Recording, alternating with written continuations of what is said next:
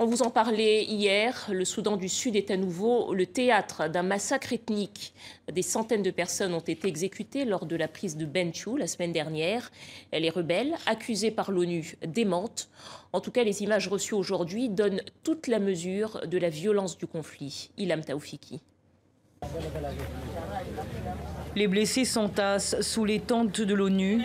À l'extérieur, les cadavres jonchent les rues par centaines.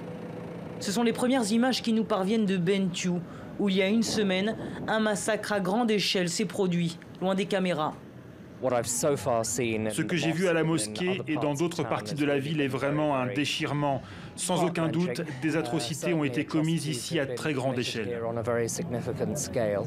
Tous les regards sont tournés vers les hommes de Riek Machar, l'ancien vice-président, entré en rébellion en décembre dernier.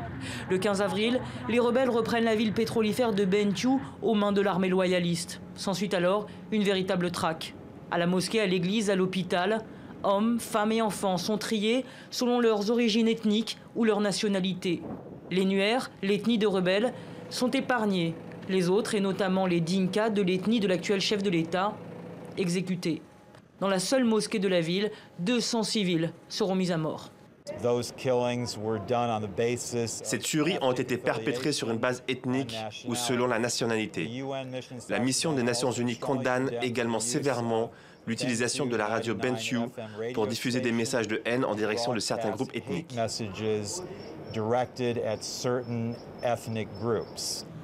Le camp de Riek Machar n'est pas le seul à massacrer des civils sur des bases ethniques. Le 18 avril, dans la ville de Bor, des hommes armés vraisemblablement de l'ethnie Dinka ont attaqué une base de l'ONU où des civils Nuer étaient réfugiés.